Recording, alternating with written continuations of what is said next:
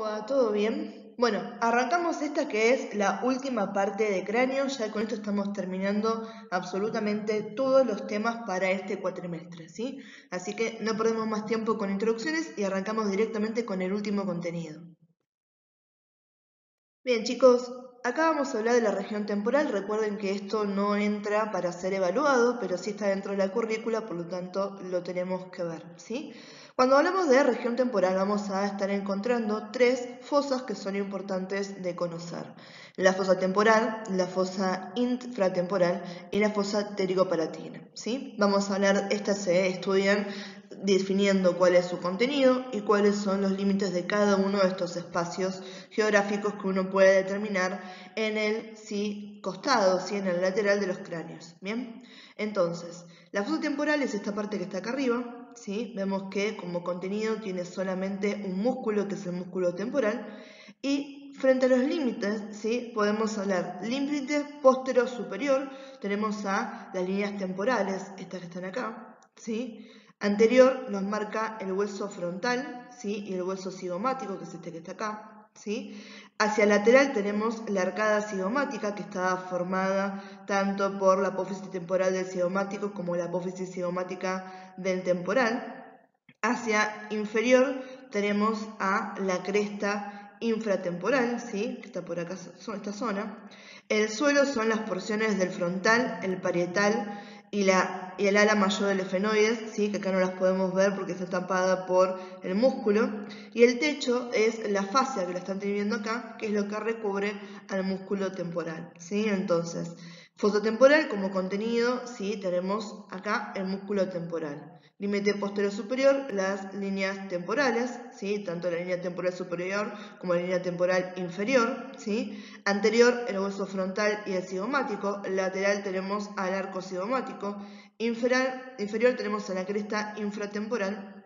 El suelo son las porciones del frontal, el parietal, el temporal y el ala mayor de los efenoides. Y el techo va a ser la fascia del temporal. Bien, acá tenemos a la fosa infratemporal, ¿sí? Se van a dar cuenta que es una continuación inferior de la fosa temporal que describimos en la diapo pasada. Como contenido acá se agregan más cosas, tenemos la porción inferior del músculo temporal, ahí para que vean esa continuidad que hay entre las áreas. Tenemos a los músculos pterigoideos lateral y medial, tenemos a la arteria maxilar, al plexo venoso pterigoideo, y tenemos un gran paquete de nervios que están compuestos por el nervio mandibular, el nervio alveolar inferior, el nervio lingual, bucal y el nervio de la cuerda del tímpano y del ganglio óptico. Bien, como límites vamos a ver, si prestamos atención, yo les puse los colores en los límites para que los puedan relacionar con este dibujo que está acá sobre todo. ¿Sí? Empezamos con el límite lateral, que va a estar compuesto por la rama de la mandíbula. Acuérdense en que la mandíbula articula con el temporal, ¿sí? Este entonces es el límite lateral. Cuando nos vamos hacia el límite medial, tenemos ahí a la lámina pterigoidea, ¿sí? Lateral en este sentido, y de esta manera sabemos hasta acá, esta sería nuestra fosa infratemporal, ¿sí? Anterior tenemos acá lo que sería la cara posterior del maxilar superior, ¿sí? Hablamos de posterior, tenemos por este lado lámina timpánica, hablamos de apófisis mastoides y hablamos de apófisis estiloides. Superior tenemos brevemente acá la cara inferior del ala mayor del efenoides, e inferior, que no lo estamos viendo acá y lo podemos apreciar en este, tenemos la inserción del músculo pterigoideo medial, ¿sí? Cerca del ángulo de la mandíbula, acá abajo, ¿sí? Entonces esta que está acá es la que nos queda delimitada como la fosa infratemporal. El contenido más importante para tener en cuenta de la fosa infratemporal es la arteria maxilar.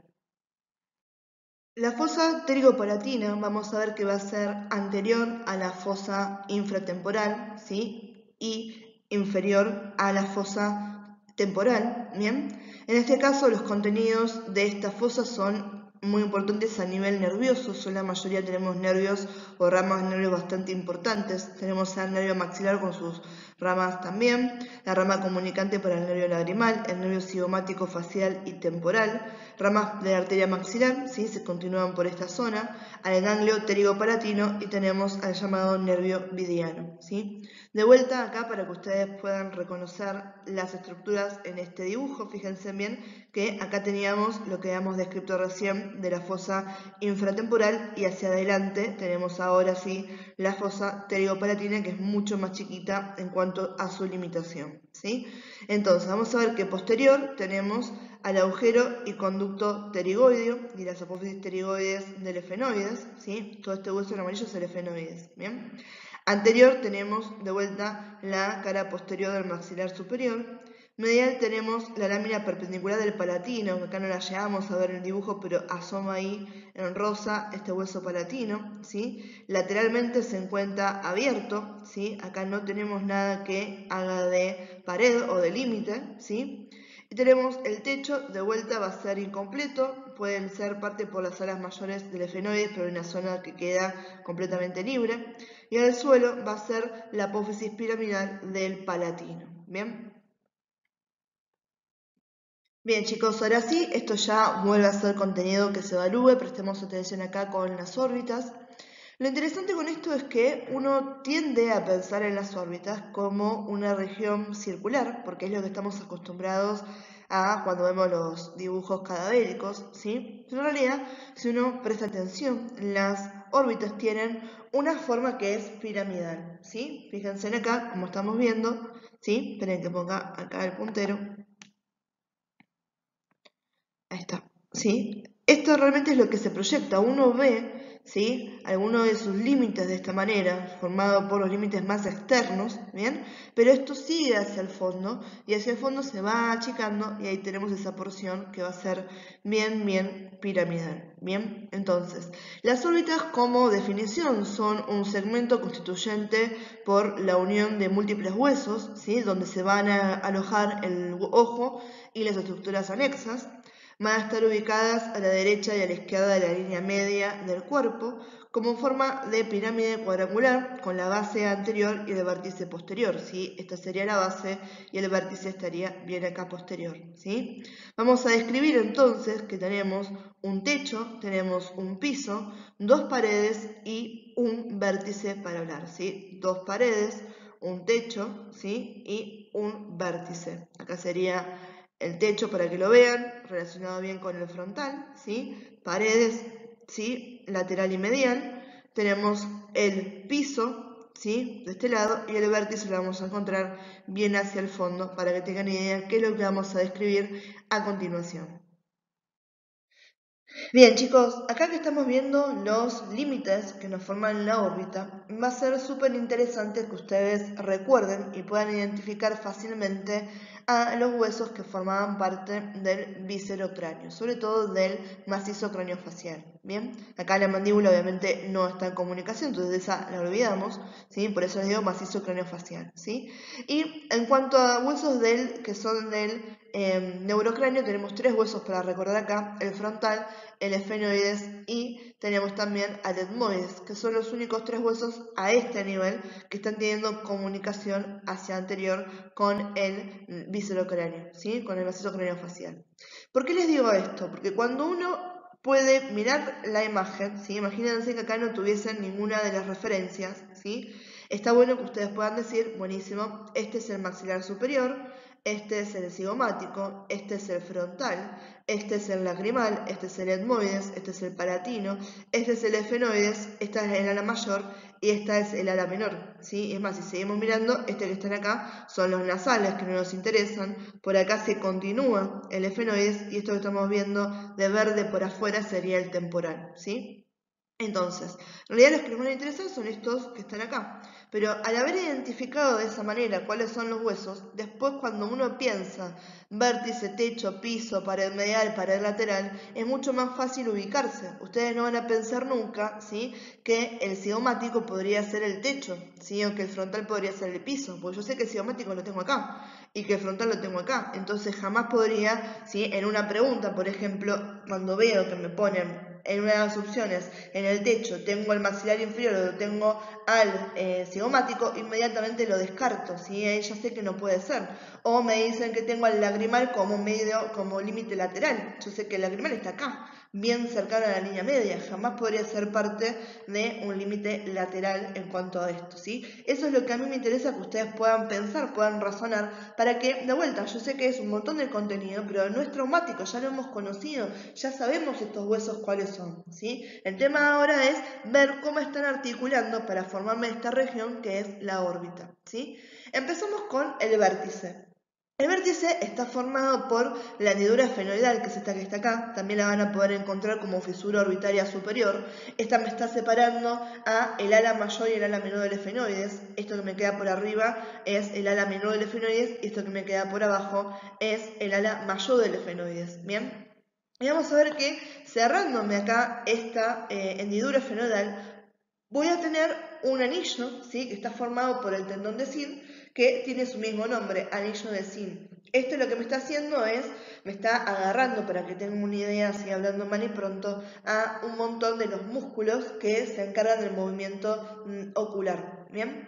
Entonces, cuando hablamos del vértice de la órbita, tenemos que hablar de la cabeza de la hendidura esfenoidal, cabeza porque estamos hablando que es esta parte nada más, no es toda esta, ¿sí? Bien ahí, cerrada por ¿quién? Por el anillo de Sim.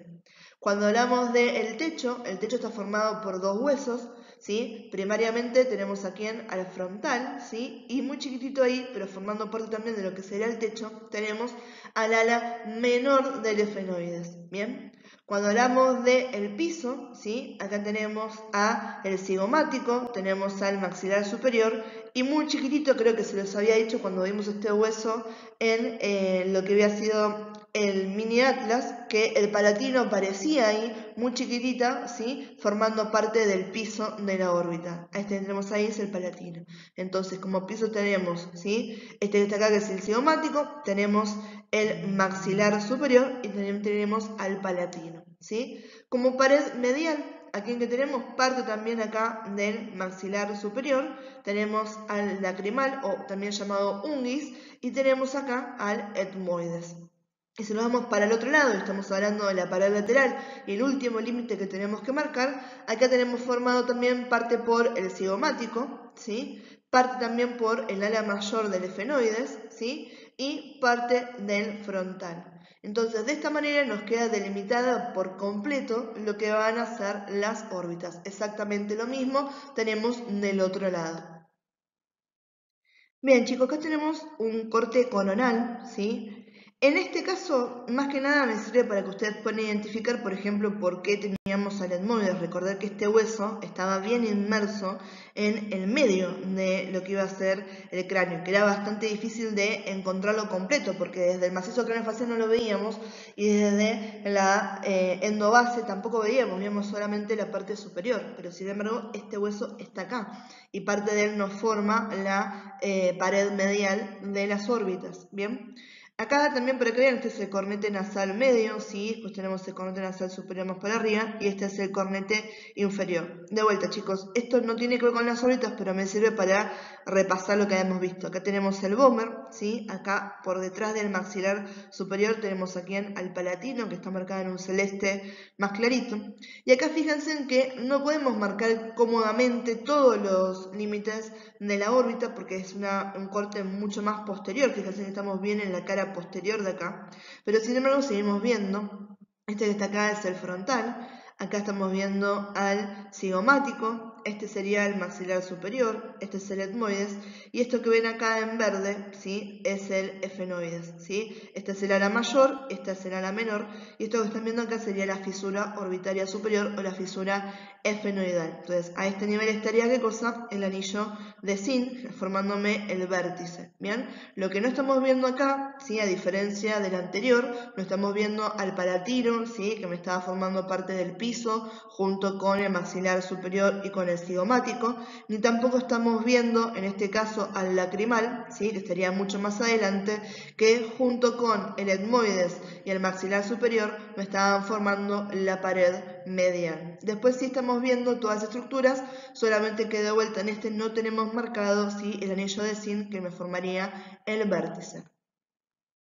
Bien, y las órbitas son una región comunicante, ¿sí? Vamos a tener estructuras que están pasando desde y hacia las órbitas, ¿bien? Está comunicada con la cavidad craneal, con las fosas nasales, con el exterior, ¿sí? Directamente, y con la fosa pteriomaxilar que habíamos nombrado anteriormente, ¿sí? Con la cavidad craneal, la comunicación va a estar a nivel de el agujero óptico, ¿sí? Que tenemos por acá, ¿sí? Y tenemos también a la hendidura efenoidal o a la fisura orbitaria superior que habíamos hablado, ¿sí? Tenemos a cerca de lo que va a ser el lacrimal, tenemos el conducto nasolagrimal, conducto nasal o lacrimonasal, cualquiera de las tres formas es correcta, que ahí se está comunicando tanto con las fosas, se comunica con las fosas nasales, ¿sí? Tenemos hacia el exterior a lo que va a ser el agujero, ¿sí? Supraorbitario, ¿sí? A lo que también es el agujero suborbitario, que está por acá porque no lo vemos, ¿sí? Y tenemos también el conducto malar, que tampoco lo vemos acá en esta imagen, está en el costadito, en el hueso malar, ¿sí? Y después tenemos con la fosa pteriomaxilar a la fisura orbitaria inferior, o también llamada hendidura esfenomaxilar, ¿sí? Entonces, ¿qué es lo que más me interesa que sepan de esto? Que ustedes recuerden cuáles van a ser las comunicaciones, que las órbitas tienen comunicación con la cavidad craneal, con las fosas nasales, con el exterior y con la fosa pteriomaxilar. Bien, chicos, esto que tienen acá son un montón de imágenes para que tengan en cuenta las diferentes formas de estudiarlos por imagenología, ¿sí? A esta región que son las órbitas. Estas dos que tenemos acá arriba son resonancias magnéticas, ¿sí? Este es un corte coronal, este es un corte axial. Fíjense en que se ve espectacular la parte de la órbita, se ven también los músculos, excelente como se ve acá el nervio óptico, ¿bien? Las dos que tenemos acá abajo son tomografías, este es un corte axial y este es un corte coronal. Obviamente, tomografía se ve mucho mejor la parte ósea, ¿sí? Incluso acá podemos ver que se ven los senos maxilares y que este paciente acá tiene, ¿sí? Una ocupación que es patológica del seno maxilar derecho, ¿sí? Esto no es normal. Bien, acá tenemos lo que sería una ecografía, una reconstrucción 3D de las órbitas. Acá tenemos un centellograma, ¿sí? Lo que sería medicina nuclear, que uno utiliza radioisótopos y lo que están viendo ahí es la carga, ¿sí? Que hay a nivel ocular. Y obviamente lo que sería radiología convencional, ¿sí? Una aplicación que es justamente para ver órbitas, que es la posición de RIS, ¿sí? Y después tenemos que las podemos ver en un cráneo frente, por ejemplo, también se ven bien lo que serían las órbitas.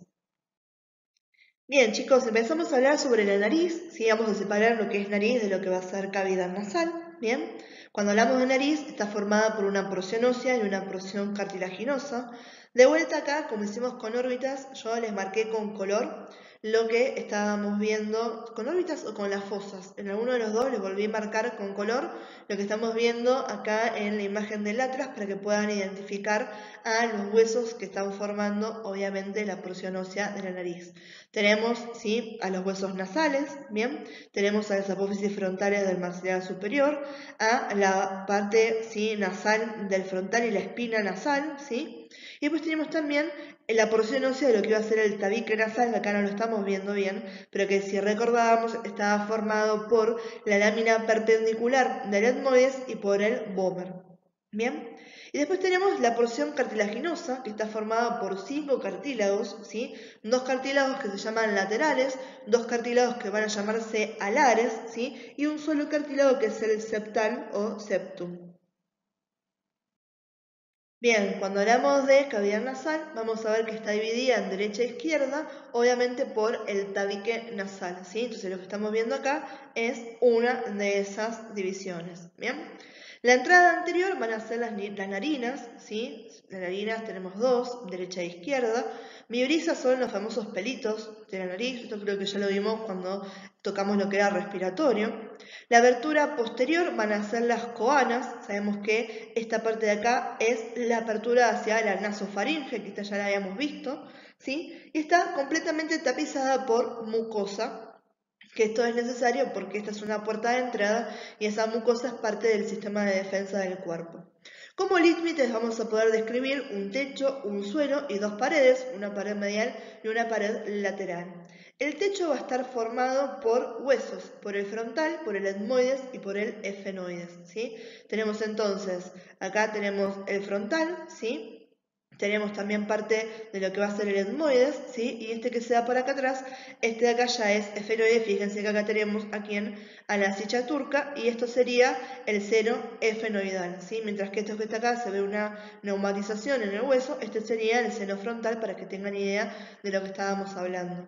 Cuando hablamos del suelo nos vamos para acá abajo y vamos a ver que está formado por lo que es el paladar óseo, que está formado por el maxilar superior y por el palatino. Bien, la pared medial va a ser el tabique nasal. Volvemos a recordar que el tabique nasal está formado por la lámina perpendicular del etmoides y por el gómer, ¿bien?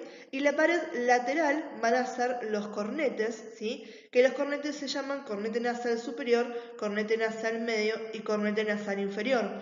El superior y el medio pertenecen al etmoides, mientras que el cornete inferior es un hueso individual, un hueso propio, ¿sí? En el medio de los cornetes vamos a poder identificar recesos o meatos, ¿sí? Acá lo llamamos, entre el cornete inferior y el límite, ¿sí? Lo que sería el suelo, tenemos al meato inferior.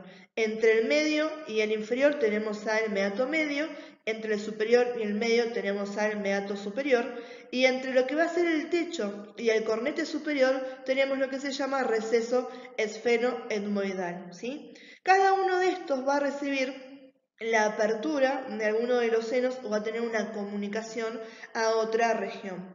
Cuando hablamos del receso esfenoetmoidal, acá tenemos justamente la apertura del seno esfenoidal, ¿sí? Este seno esfenoidal puede drenar acá en la cavidad nasal, pero esos son senos paranasales, ¿sí? Tenemos el meato superior que recibe la apertura de los senos etmoidales posteriores. En el meato medio, acá se recibe la apertura de los senos etmoidales anteriores y medios, ¿sí? Y también tiene parte de comunicación con el seno frontal.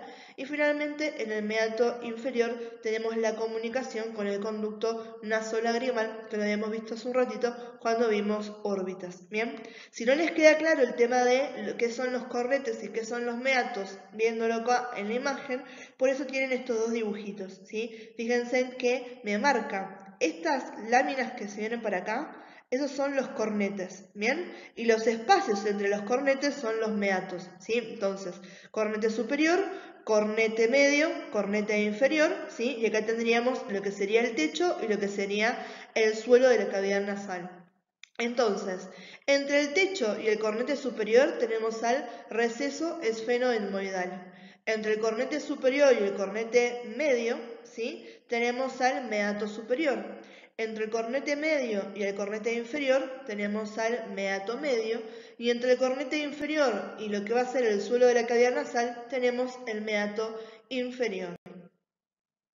Acá para que tengan una idea, ¿sí? Lo que tenemos acá, estos son dibujos del libro de Anatomía de Grace para estudiantes, ¿sí? De vuelta, si quieren saber de dónde salieron estas imágenes, ¿bien? Acá lo que estamos viendo es la relación que tenían, ¿sí? La cavidad nasal, que tiene la cavidad nasal, con todas esas estructuras que estuvimos nombrando recién. Sobre todo con los senos paranasales y con el conducto nasolacrimal, ¿sí?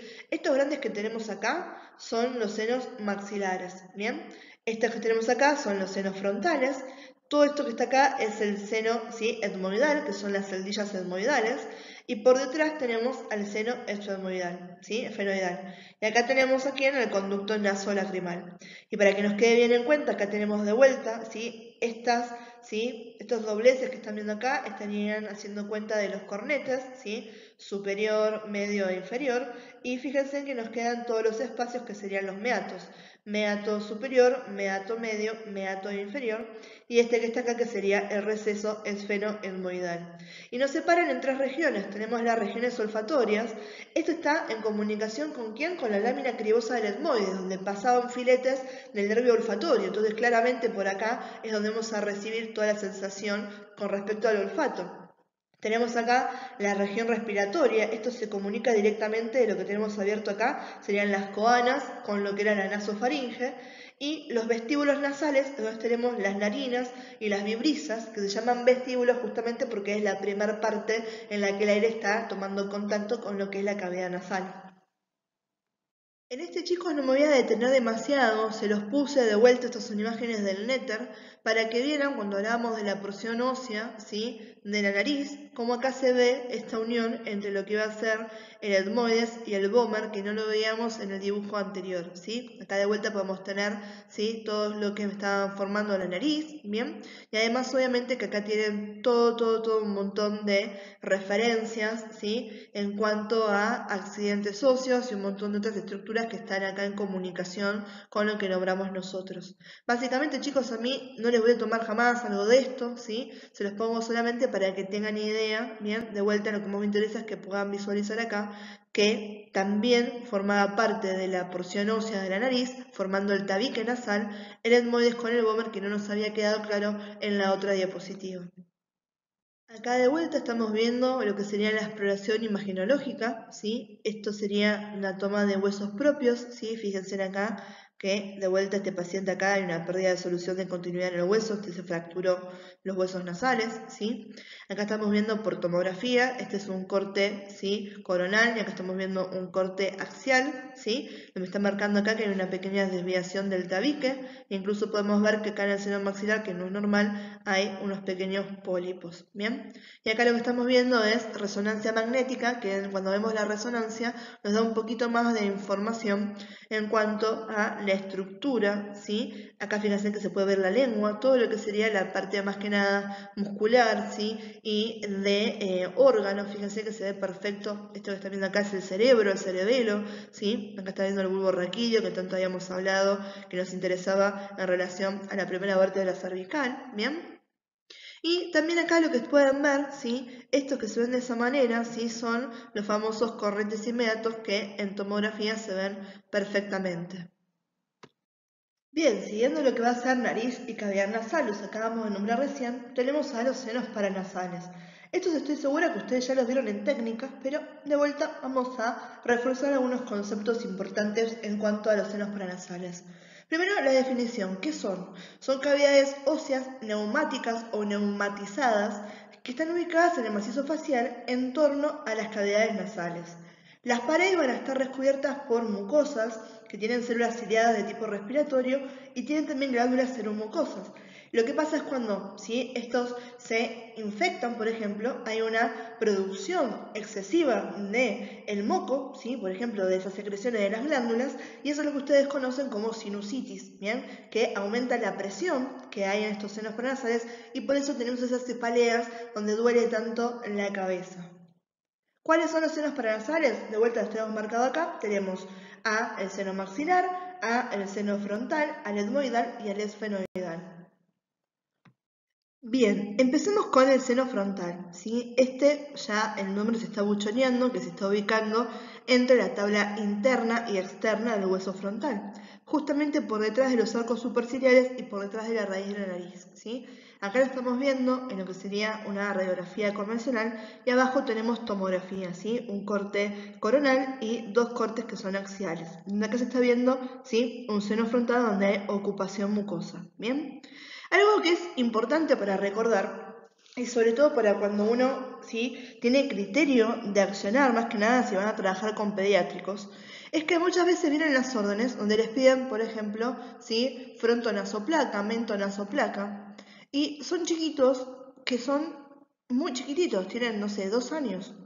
Y ahí es cuando a uno les tiene que llamar la atención. O sea, ¿querés una frontonasoplaca para ver el frontal? Si el frontal hasta los 7 años de edad no lo vemos bien por radiografía, porque no se llega a neumatizar por completo, ¿sí? Y ahí es lo que uno tiene el criterio y puede, o le pregunta a su supervisor, che, ¿estará bien esta orden? ¿No habrán querido un cráneo frente y me están pidiendo nasoplaca, frente a nasoplaca? O directamente, si no tienen supervisor en el momento de estar haciendo el estudio, y si no es un ambulatorio que ustedes tienen comunicación, por ejemplo, viene de la guardia, preguntarle al médico, che, no, ¿vos qué pasó? ¿Cuál es la historia clínica del paciente? Por eso uno siempre le pregunta al paciente qué le pasó. Se golpeó, se cayó de la cama. Entonces, claramente lo que quieren ver ahí es si hay alguna fractura o hay alguna lesión a nivel óseo, ¿sí? No les estoy diciendo desestimar lo que dice la orden médica, pero sí preguntar y cuestionar cuando sabemos que no es lo mismo. Obviamente, entre un cráneo frente y una frontonasoplaca, ¿sí?,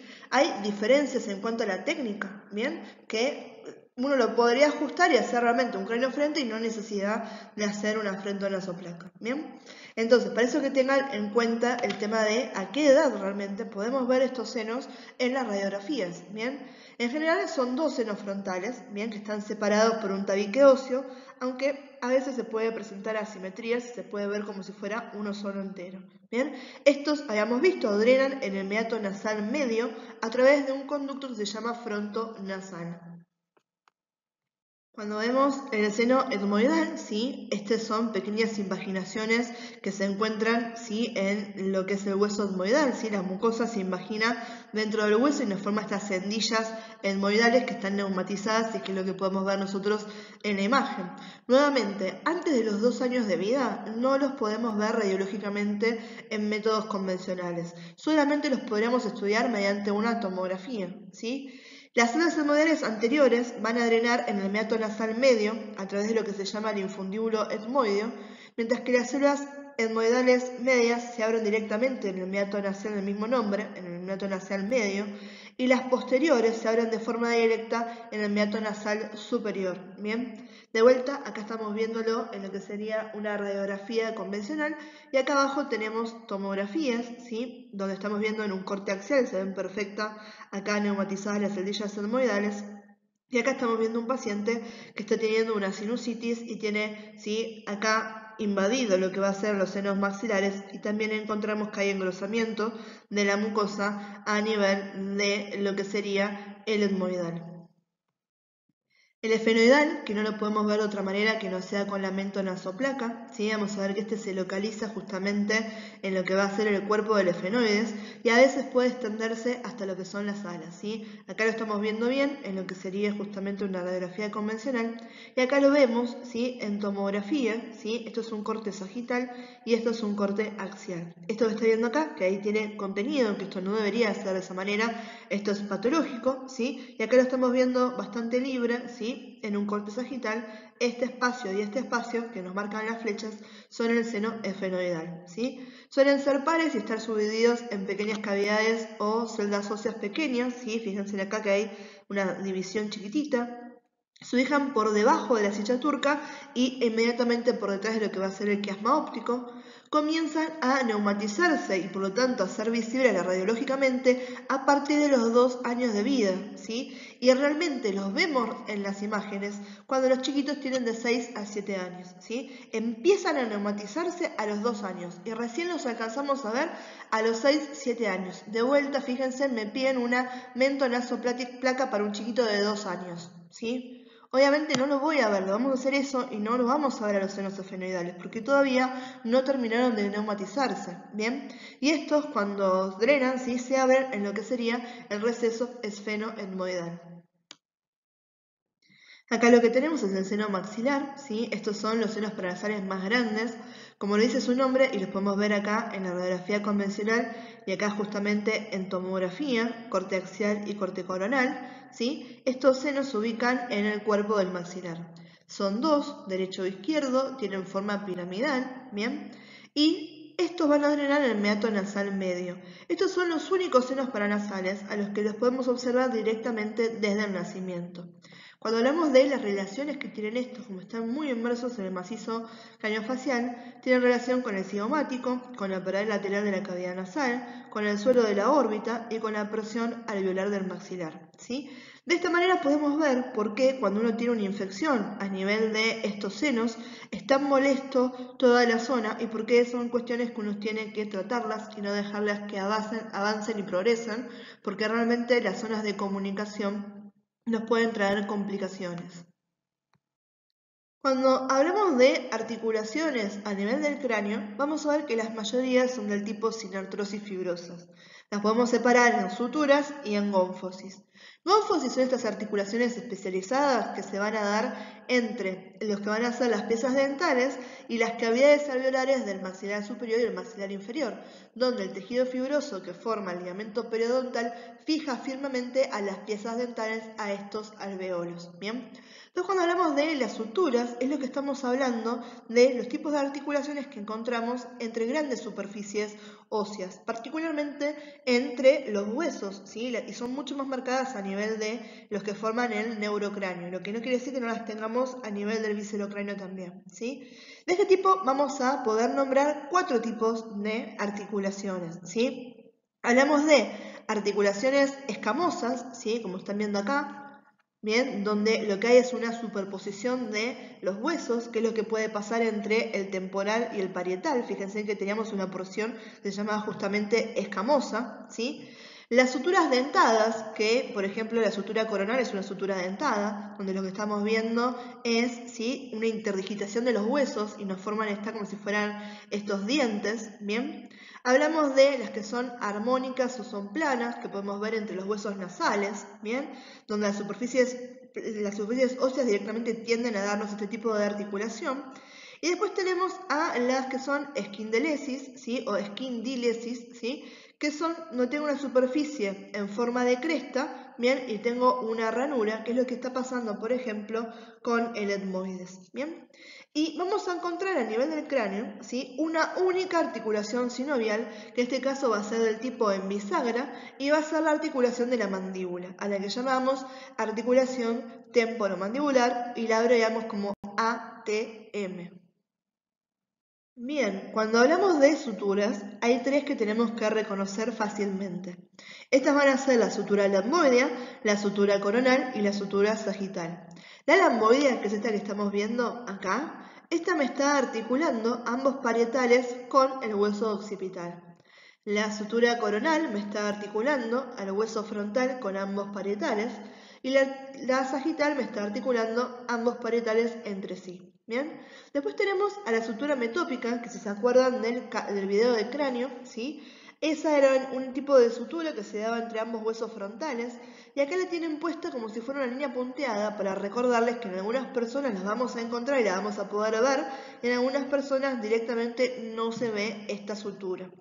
Y cuando vamos a una visión lateral, ¿sí?, vamos a ver que tenemos 5 suturas que podemos nombrar y que sus nombres están buchoneando en realidad cuáles son los huesos que están articulando. ¿Bien?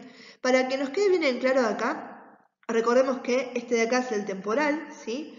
El hueso temporal lo separábamos en 3 porciones, ¿se acuerdan? Porción escamosa, porción mastoidea y porción petrosa cuando estábamos hablando del adulto.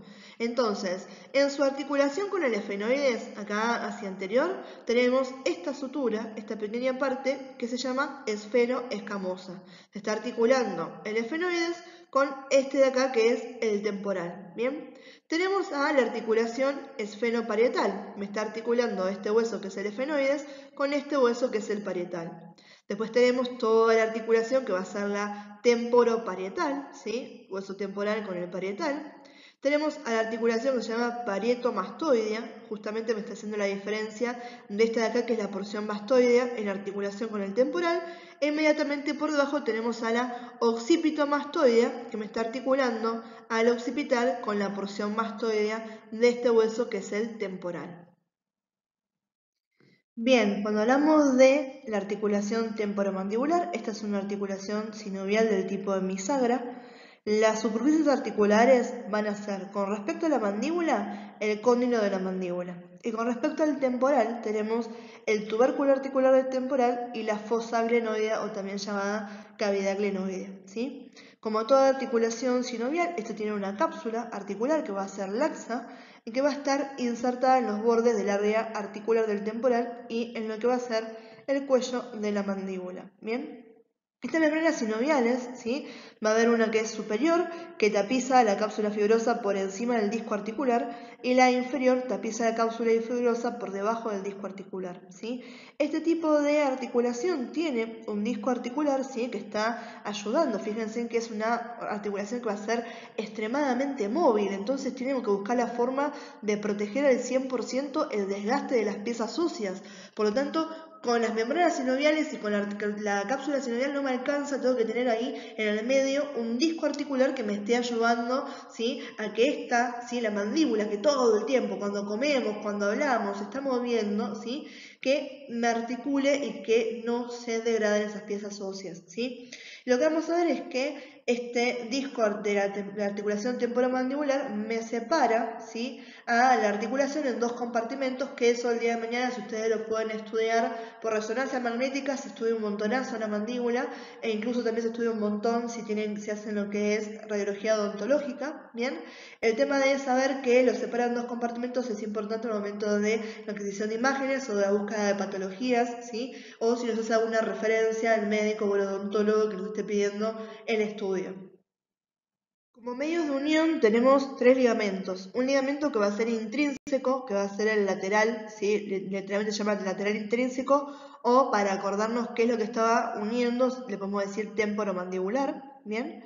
Después tenemos dos ligamentos que son extrínsecos, que van a estar por afuera, que son el ligamento estilomandibular, ¿sí?, que me está uniendo ahí la pulsa estiloidea a la mandíbula, y el ligamento esfenomandibular, que me está uniendo, ¿qué cosa? El esfenoides a la mandíbula, ¿sí? Entonces el intrínseco, que es el que están viendo, esperen que pongo acá el puntero,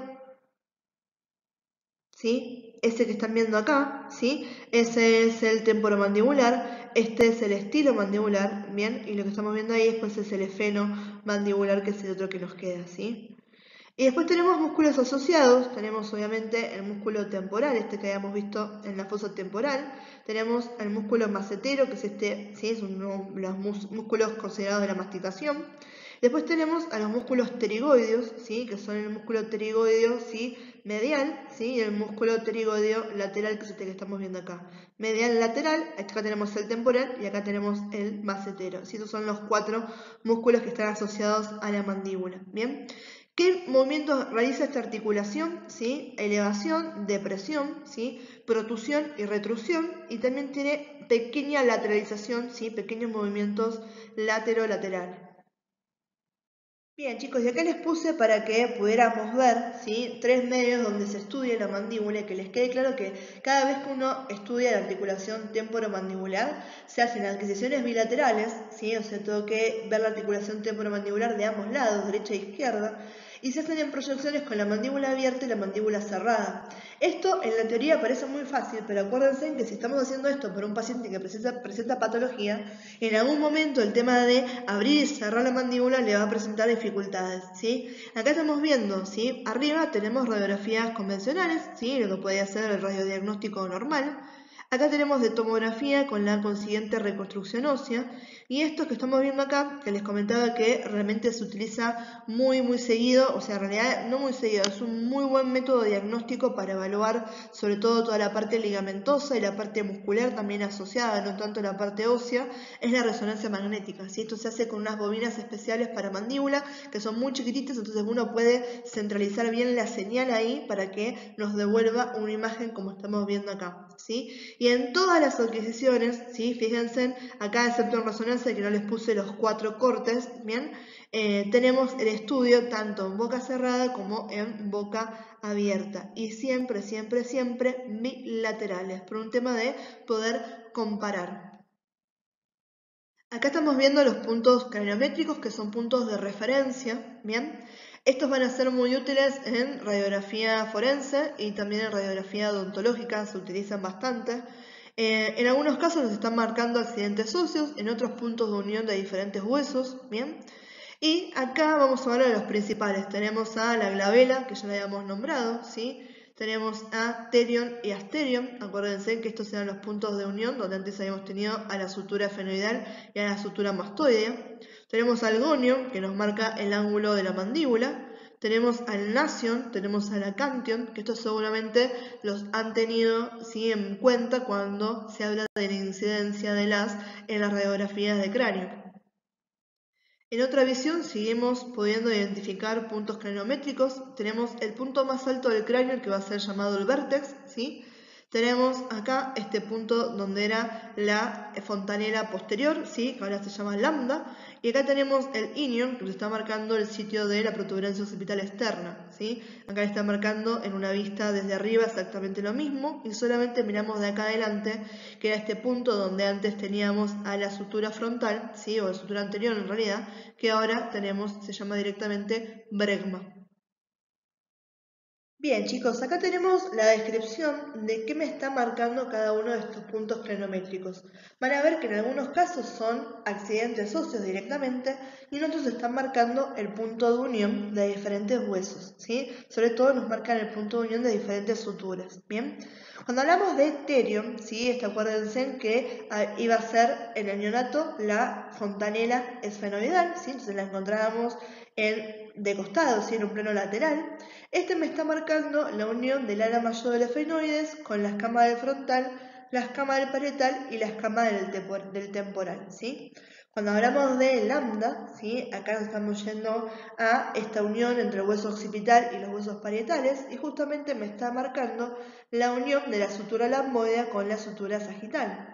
Cuando vamos con bresma, ahí estamos yendo para adelante, ¿sí? Este es el punto de unión entre la sutura coronal y la sutura sagital. Bregma, si se acuerdan, era la fontanela anterior en el neonato. Cuando hablamos del vértice es el punto superior, el más alto que encontramos del neurocráneo. Cuando hablamos de acantio, ¿sí? Estamos por debajo de la abertura de la nariz y este punto coincide con el accidente óseo que es la espina nasal inferior.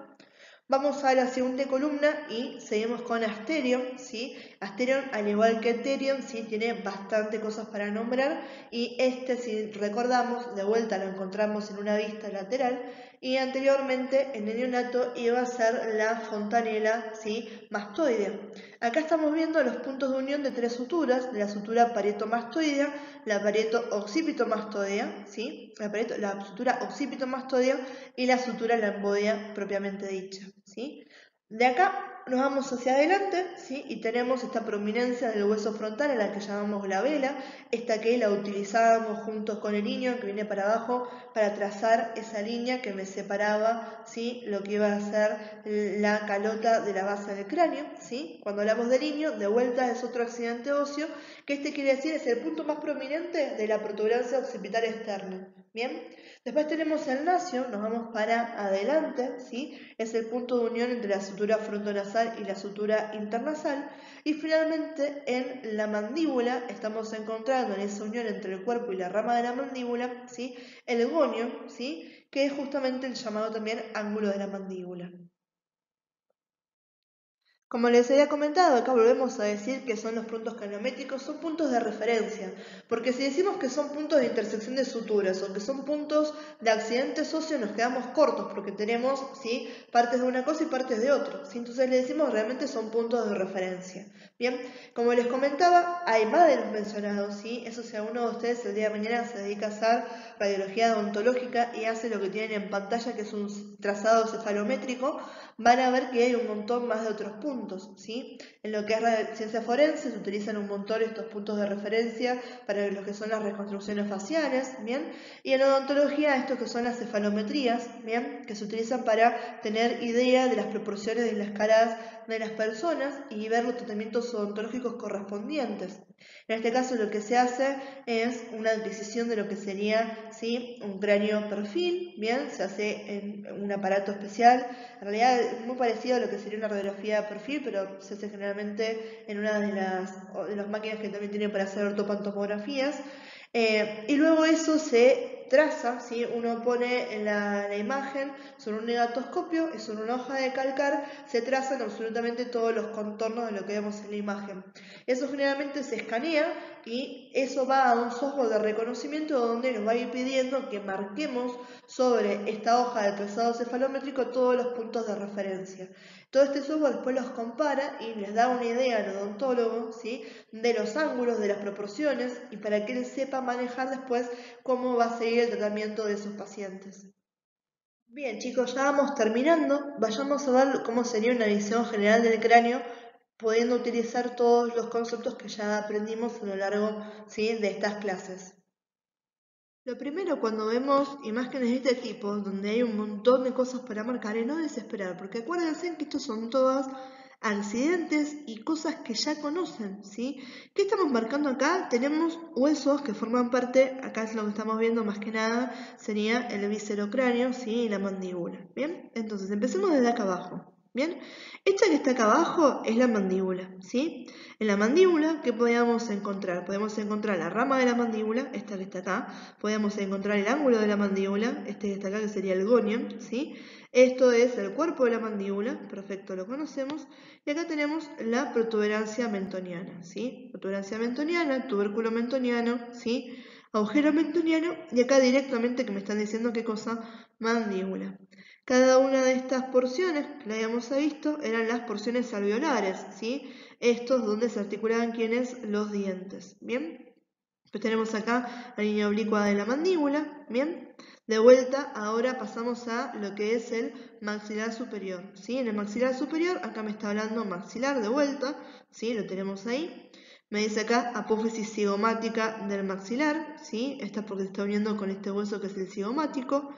Acá tenemos las apófisis alveolares, misma forma en que teníamos en la mandíbula, ¿bien?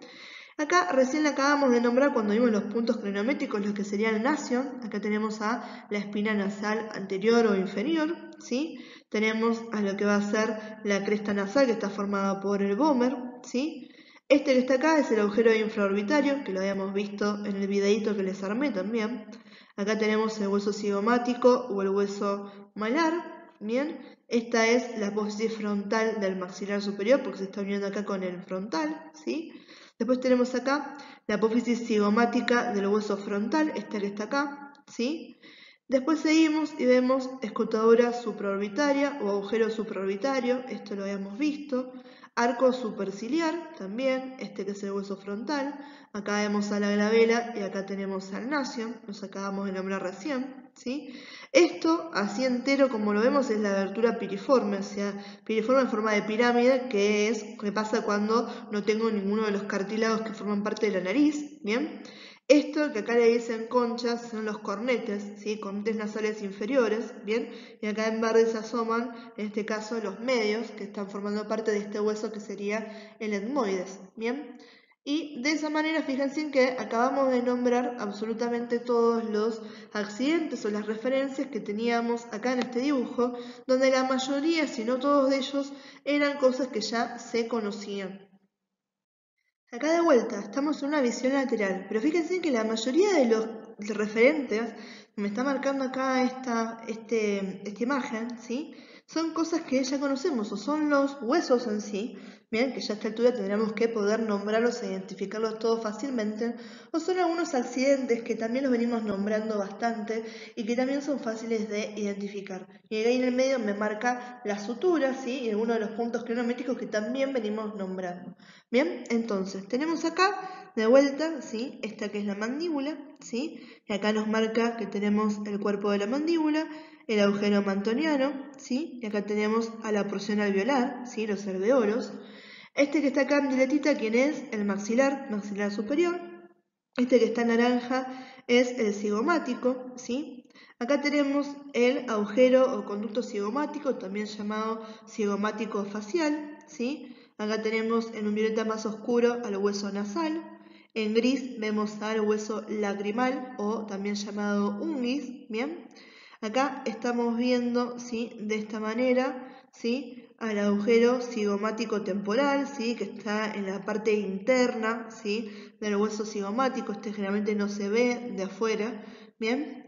Acá en amarillo me marca a quiénes, a las alas mayores del efenoides. En rosa tenemos al frontal. Acá tenemos ese punto crenométrico que acabamos de ver recién, ¿sí? Que era aterium, ¿bien? Tenemos acá a la sutura coronal, ¿sí? La sutura esfenoparietal, esta que está acá, esfenoparietal, ¿sí? La sutura esfenoescamosa que la habíamos nombrado, la sutura escamosa, ¿sí? O temporoparietal que habíamos visto acá, porción escamosa del hueso temporal, también teníamos que saber que esta era una parte en que se dividía este hueso, ¿sí? Este que está acá va a ser en violetita, es el parietal, ¿sí? Esta es la sutura parietomastoidea, la que viene acá es la sutura lamboidea. Acá tenemos marcado asterion, que era el punto de unión de esas tres suturas que habíamos nombrado recién, el occipital, y la sutura occipitomastoidea que habíamos visto hace un ratito. Esta que está acá es la porción mastoidea del temporal, esta entonces es la apófisis mastoidea. Acá tenemos, ¿sí?, a lo que hubiese sido la porción timpánica del hueso temporal en el neonato, y ahora me está marcando acá lo que es el orificio auditivo, el conducto auditivo externo, ¿sí? Esta que está acá es la apófisis estiloides, ¿bien? Acá tenemos el cóndilo de la mandíbula, apófisis condilar, ¿sí? De vuelta acá tenemos el gonion o ángulo de la mandíbula, esta que es la rama de la mandíbula, ¿sí? Esta era la apófisis cigomática del hueso temporal, mientras que esta era la apófisis temporal del hueso cigomático, ¿sí? Y después tenemos acá la apófisis coronoides, que también pertenecía a la mandíbula, ¿sí? Entonces fíjense en que en realidad la mayoría, si no de vuelta absolutamente todos los puntos que teníamos para marcar acá en esta visión lateral, la veíamos, ¿sí? Incluso tenemos acá a las líneas temporales, ¿sí?, que me está marcando esta que era la fosa temporal. Fíjense acá bien cómo se marcan este punto de inserción de ese músculo temporal que va alojado en esta fosa. Por último tenemos una visión posterior, ¿sí? Fíjense en que acá tenemos a la sutura sagital, ¿sí? Esta que está acá es la sutura lamboidea, que nos está marcando acá, ¿sí? Hueso parietal tanto de un lado como del otro. Acá esto que es común en la región posterior es un hueso sutural, que son pequeños, ¿sí?, huesitos chiquititos que nos quedan formando parte de esto, ¿sí?, que forman parte de los otros huesos más grandes, ¿bien? Esta es la porción escamosa en este caso, pero del hueso occipital, ¿sí? Llegamos a ver acá, esta es la porción mastoidea del temporal, entonces esta es la sutura occipitomastoidea, ¿bien? Vemos las líneas nucales, la línea nucal superior, ¿sí? La línea nuclear inferior la vemos acá, ¿sí? Este que está acá es el íneo, ¿sí? Y siguiendo para abajo, la protuberancia occipital externa para arriba y para abajo la cresta occipital externa, ¿sí? Después acá tenemos la incisura mastoidea, ¿sí?, que es un pedacito de este lado de acá, ¿bien? Y la apófisis mastoidea con esta de acá, y ya nombramos absolutamente todo lo que teníamos para nombrar en esta imagen. Vamos con endobóveda y exobóveda. Yo después, igual ustedes van a ver que les voy a subir un montón de videitos donde les estoy mostrando las cosas que estuvimos viendo en este Power en un cráneo real, ¿sí? Entonces en este caso después les voy a mandar sobre endobóveda y exobóveda, lo mismo que endobase y exobase, sobre el cráneo, realmente que es lo que me interesa que a ustedes les quede para saber. Cuando vemos la exobóveda, fíjense que en realidad no hay demasiado para decir con respecto a esta, ¿sí? Estamos viendo aquellos huesos y accidentes que ya hemos nombrado, porque ya conocemos cuáles son los huesos, conocemos cuáles son las suturas que estamos viendo acá, e incluso conocemos cuáles son algunos accidentes óseos, como por ejemplo la eminencia frontal en caso de que la lleguemos a ver, ¿bien? Entonces acá nos marca, ¿sí? Tenemos al frontal, tenemos a bregma, la sutura sagital, ¿sí? Tenemos acá a la sutura lamboide y lambda, tenemos parte del occipital, ambos parietales, ¿sí? Y esta que está acá, sutura coronal, y si no el nombre, de vuelta está la sutura sagital, ¿sí? En algunos casos a veces no se ven, pero se suele tener un agujerito, ¿sí?, que se llama el agujerito parietal, que está acá, agujero parietal, ¿bien? Que eso se ve a del costado de lo que sería la línea media, ¿bien? Vamos a ver entonces ahora algunos accidentes más, estos ya los nombramos, pero que podríamos nombrar en la exobóveda.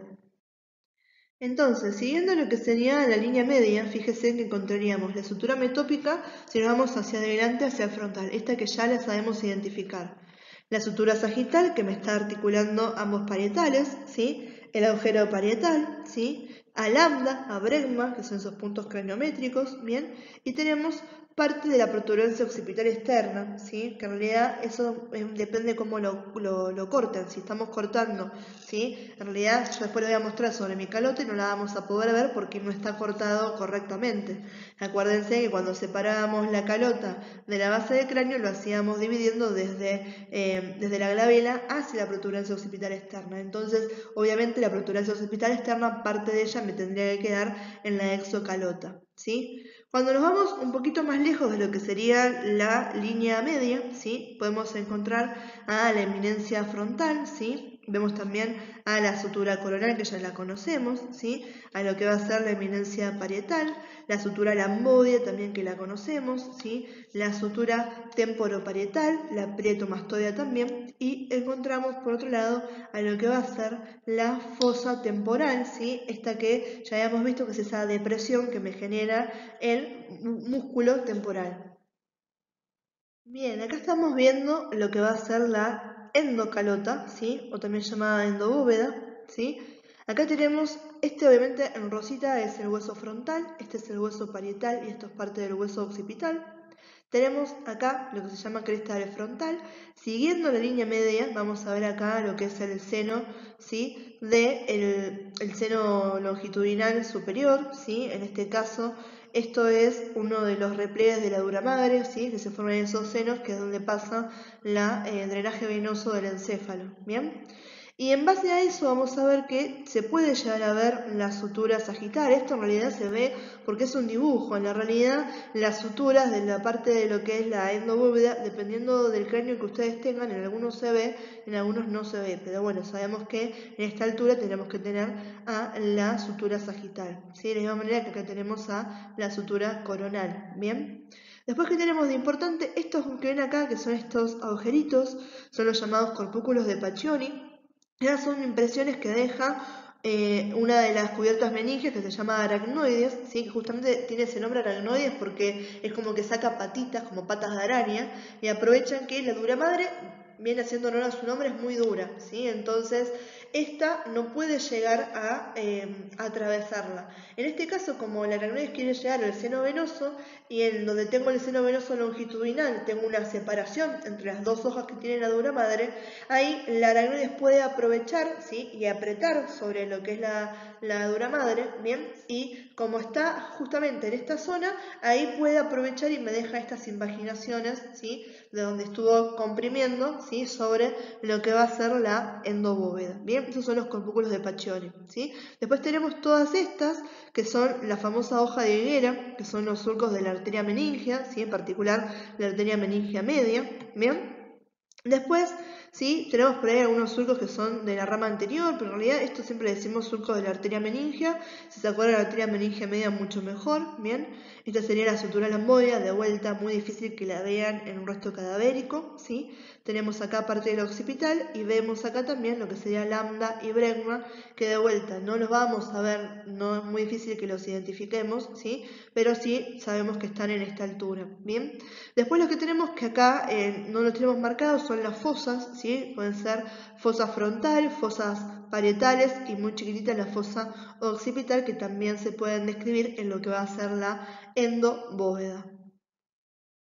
Bien, como habíamos visto en la diapo pasada, ¿sí? Acá tenemos los accidentes que acabamos de nombrar. Los que seguimos y los encontramos siguiendo la línea media, tenemos la cresta frontal, el surco del seno longitudinal superior, tenemos a lambda, tenemos a bregma, la sutura sagital, parte de la protuberancia occipital interna.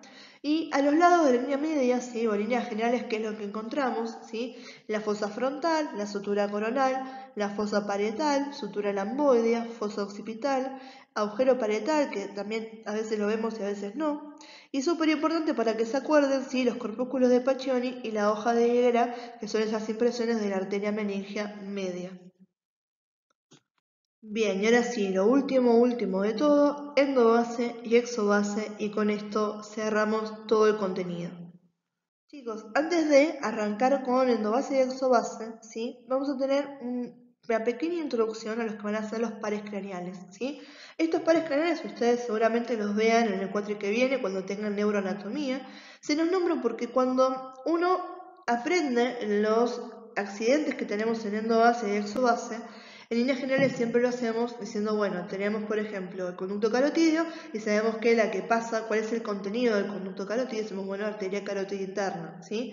Entonces, muchas veces cuando se nombra de esa manera, se nombran a los pares craneales que están utilizando todos estos agujeros que vamos a encontrar tanto en la endobase como en la exobase para salir y comunicarse a diferentes regiones que tienen que inervar, ¿sí? Por lo tanto, para que tengan idea de qué se habla cuando se dice el primer par craneal, el segundo par craneal, ¿sí? Etcétera, ¿sí? Esos son los pares craneales, que son en total 12, ¿bien? Se denominan con números romanos, ¿sí? Pero también tienen su nombre. Uno puede decir primer par craneal o nervio olfatorio, segundo par craneal o nervio óptico, tercer par craneal o nervio motor ocular común, cuarto par craneal o nervio patético, quinto par craneal o nervio trigémino, que este se llama trigémino, tiene 3 partes, ¿sí? Se separa en oftálmico, maxilar superior y maxilar inferior, y a su vez, si seguimos al oftálmico, este da ramas nasales, frontales y lagrimales, ¿bien? Después tenemos al sexto par craneal, que es el nervio motor ocular externo, ¿sí? Tenemos al séptimo par craneal, que es el nervio facial, al octavo, que es el nervio auditivo, ¿sí? A el noveno, que es el glosofaringeo, al décimo par craneal, que este lo venimos nombrando, que es el vago, o también llamado nervio vago neumogástrico, o a veces se le abrevia si es el neumogástrico directamente, ¿sí?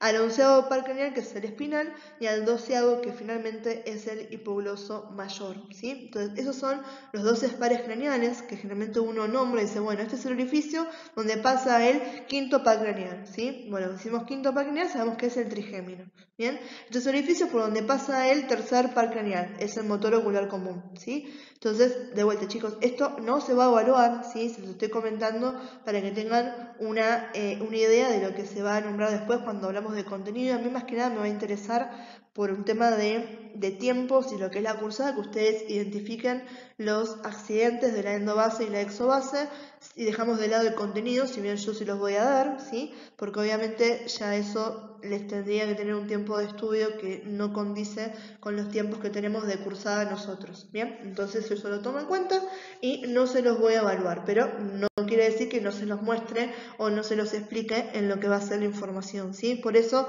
esta pequeña introducción para que se entienda, ¿sí? ¿Qué es lo que estamos hablando cuando nombramos a los pares craneales?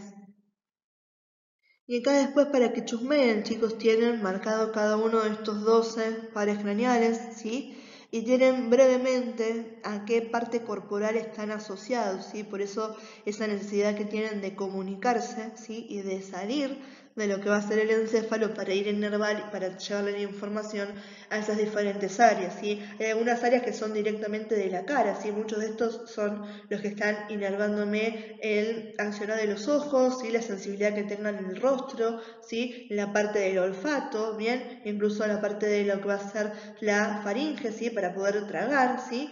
Y incluso eso se va muy lejos, como lo que va a ser el nervio vago, ¿sí? Que se nos llega, ¿sí? Hasta el diafragma, ¿bien? Que lo habíamos visto por ese lado, ¿bien? Entonces, después tranquilos, chusméenselo, que acá tienen un pequeño resumen muy breve, muy acotado, de más o menos dónde nos estamos encontrando y qué acciones está haciendo cada uno de estos 12 nervios que habíamos nombrado.